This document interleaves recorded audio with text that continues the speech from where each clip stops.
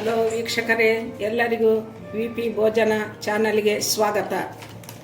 ಈ ದಿವಸ ನಾನು ತಮಗೆ ಜಾಮೂನು ಅಂತಕ್ಕಂಥ ರೆಸಿಪಿನ ತೋರಿಸುತ್ತೇನೆ. ಇದು 175 gram jamun, MTR jamun packet. ಒಂದು ಬೌಲೊಳಗೆ MTR ಜಾಮೂನು ಪೌಡ್ರನ್ನು ಹಾಕಿಕೊಂಡಿದ್ದೇನೆ.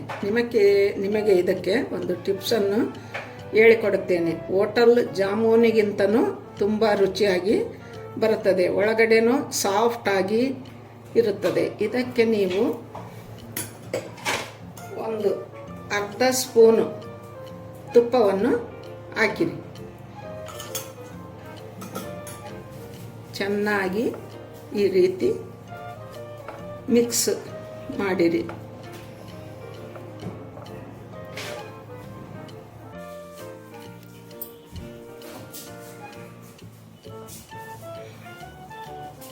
ಇದಕ್ಕೆ ನೀವು ಸ್ವಲ್ಪ ನೀರನ್ನು ಹಾಕಿ ಕಲಿಸಿಕೊಳ್ಳಿರಿ.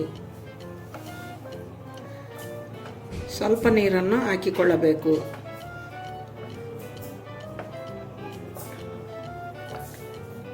ನೋಡ್ರಿ, ಈ ಥರ ಸ್ವಲ್ಪ ನೀರನ್ನೇ ಹಾಕಿಕೊಂಡು ಹಿಟ್ಟನ್ನು ಕಲಿಸಿಕೊಳ್ಳಬೇಕು. ಈ ರೀತಿ ನಾನು ಕಲಿಸ್ತಾ ಇದ್ದೀನಿ. ಈ ಟೈಪು ನೀವು ಕಲಿಸಿರಿ.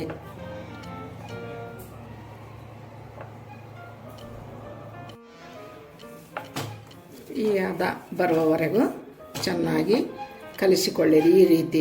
ಈ ರೀತಿ ಕಲಿಸಿಕೊಂಡು ಸ್ವಲ್ಪ ತುಪ್ಪವನ್ನು ಹಾಕಿಕೊಂಡು ಚೆನ್ನಾಗಿ ಈ ಥರ ಇದು ಮಾಡಿ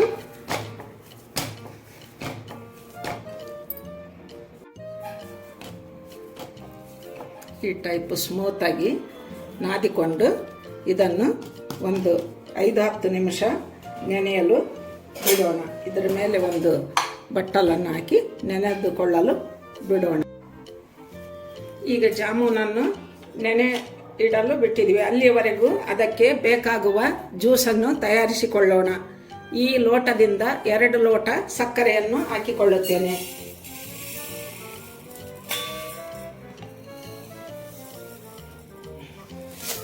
ಎರಡು ಲೋಟ ಸಕ್ಕರೆಯನ್ನು ಹಾಕಿದ್ದೇನೆ. 2 ಲೋಟ ಸಕ್ಕರೆಗೆ 2.5 ಲೋಟ ನೀರನ್ನು ಹಾಕಿಕೊಳ್ಳುತ್ತೇನೆ. ಇದರಿಂದ 2.5 ಲೋಟ ನೀರು, ಈ ರೀತಿ 2.5 ಲೋಟ ನೀರನ್ನು ಹಾಕುತ್ತೇನೆ.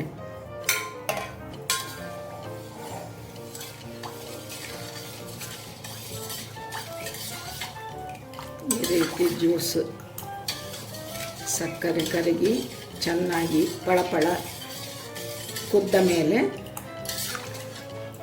ಜಾಮೂನು ಜ್ಯೂಸು ರೆಡಿಯಾಗುತ್ತದೆ. ಈ ಥರ ಗ್ಯಾಸಿನ ಮೇಲೆ ಒಂದು 5 ನಿಮಿಷ ಕುದಿಯಲು ಬಿಡುವೆ.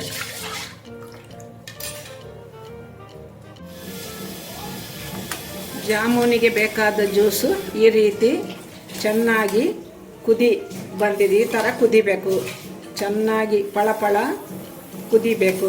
ಪಳಪಳ ಕುದ್ದ ನಂತರ ಇದಕ್ಕೆ ನಾನು ಮೊದಲೇ ತಯಾರಿಸಿಟ್ಟುಕೊಂಡ ಏಲಕ್ಕಿ ಪುಡಿಯನ್ನು ಹಾಕಿಕೊಳ್ಳುವೆ. ಒಂದು ಅರ್ಧ ಸ್ಪೂನ್ನಷ್ಟು ಏಲಕ್ಕಿ ಪುಡಿಯನ್ನು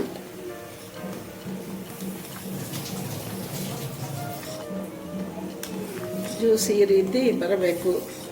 175 ಗ್ರಾಮ್ ಜಾಮೂನ್ ಪಾಕೆಟ್ಗೆ 2 ಲೋಟ ತೋರಿಸಿದ ಅಳತೆಯಲ್ಲಿ ಸಕ್ಕರೆ, 2.5 ಲೋಟ ನೀರನ್ನು ಹಾಕಿಕೊಳ್ಳಿರಿ.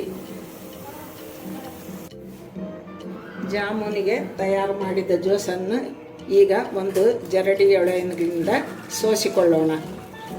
ಈ ರೀತಿ ಸೋಸಿಕೊಳ್ಳಬೇಕು. ಸೋಸಿಕೊಂಡು ಈಗ ಒಂದು ಬಾಣಲೆಯನ್ನು ಜಾಮೂನ್ ಕರಿಯಲು ಇಡುತ್ತೇನೆ.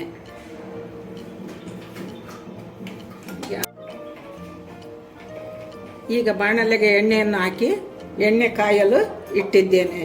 ಕಡಿಮೆ ಕಾವಿನಲ್ಲಿ ಲೋ ಫ್ಲೇಮಿನಲ್ಲಿ ಎಣ್ಣೆಯನ್ನು ಕರಿಯಬೇಕು. ಎಣ್ಣೆ ಬಹಳ ಕಾಸಿಕೊಳ್ಳಬೇಡಿರಿ.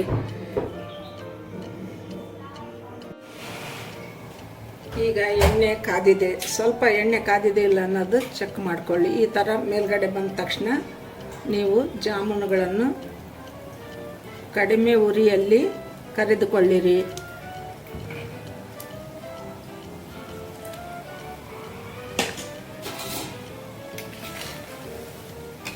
ಈ ರೀತಿ ಕಡಿಮೆ ಉರಿಯಲ್ಲಿ ನೀವು ಜಾಮೂನನ್ನು ಕರೆದುಕೊಳ್ಳಬೇಕು. ನೀವು ನೋಡುತ್ತಿರಬಹುದು, ಜಾಮೂನನ್ನು ಈ ರೀತಿ ಕಡಿಮೆ ಉರಿಯಲ್ಲಿ ನಿಧಾನವಾಗಿ ಒಂಬಣ್ಣ ಬರುವವರೆಗೂ ಕರೆದುಕೊಳ್ಳಬೇಕು. ಯಾವ ಹೋಟೆಲ್ಗಿಂತನೂ ಜಾಮೂನು, ಮನೆಯ ಜಾಮೂನು ತುಂಬ ರುಚಿಯಾಗಿ ಇರುತ್ತದೆ. ಈ ರೀತಿ ನೋಡಿರಿ, ಒಂಬಣ್ಣ ಬರುವವರೆಗೂ ಜಾಮೂನನ್ನು ಕರೆದುಕೊಳ್ಳಬೇಕು. ಈ ರೀತಿ ನಾನು ತೋರಿಸ್ತಕ್ಕಂಥ ಬಣ್ಣದಲ್ಲಿ ಜಾಮೂನನ್ನು ಕರೆದುಕೊಳ್ಳಿರಿ. ಈ ರೀತಿ ಒಂಬಣ್ಣ ಬರುವವರೆಗೂ ಜಾಮೂನನ್ನು ತಯಾರು ಮಾಡಿಕೊಳ್ಳಬೇಕು. ವೀಕ್ಷಕರೇ, ಯಾರಾದರೂ EP ಭೋಜನ ಚಾನಲನ್ನು ವೀಕ್ಷಿಸುವವರು ದಯಮಾಡಿ ಸಬ್ಸ್ಕ್ರೈಬನ್ನು ಮಾಡಿ ಹಾಗೂ ಪಕ್ಕದಲ್ಲಿರ್ತಕ್ಕಂಥ ಬೆಲ್ ಐಕಾನನ್ನು ಒತ್ತಿರಿ. ಬಹು ಮೃದುವಾಗಿ ರುಚಿಯಾಗಿ ಇರುತ್ತದೆ. ಈಗ ಇದನ್ನು ಒಂದು ಪ್ಲೇಟಿನೊಳಗೆ ಎಣ್ಣೆಯೆಲ್ಲ ಇದು ಮಾಡಿಕೊಂಡು ತೆಗೆದುಕೊಳ್ಳೋಣ.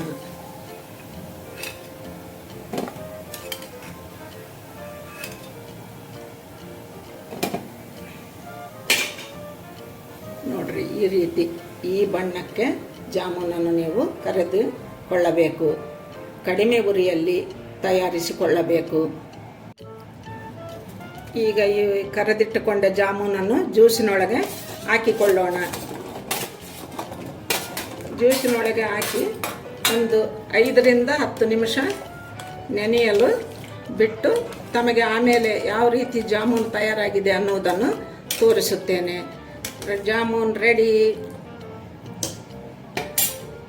ಹಲೋ ವೀಕ್ಷಕರೇ, ನೋಡಿ, ಯಾವ ಹೋಟೆಲ್ ಜಾಮೂನಿಗಿಂತನೂ ಕಡಿಮೆ ಇಲ್ಲ, ಅಷ್ಟು ರುಚಿಯಾದ ಜಾಮೂನ್ ರೆಡಿಯಾಗಿದೆ. ನೀವು ಈ ರೀತಿ ನಾನು ಹೇಳಿದ ರೀತಿ ತಯಾರು ಮಾಡಿಕೊಳ್ಳಿರಿ. ನೋಡಿರಿ ಯಾವ ರೀತಿ ಇದೆ ಜಾಮೂನು. ಈಗ ತೋರಿಸುತ್ತೇನೆ ತಮಗೆ. ಒಳಗಡೆ ಯಾವ ರೀತಿ ಸ್ಮೂತಾಗಿ, ಯಾವುದೇ ಥರದ ನೋಡ್ರಿ ಹಿಟ್ಟು ಅದು ಇಲ್ದಲೆ ಎಷ್ಟು ಚೆನ್ನಾಗಿ ಇದೆ. ಇದಕ್ಕೆ ಜ್ಯೂಸನ್ನು ಹಾಕಿಕೊಂಡು ತಿನ್ನಿರಿ. ಒಳಗಡೆ ಎಷ್ಟು ಸ್ಮೂತ್ ಆದ ಜಾಮೂನು ರೆಡಿಯಾಗಿದೆ.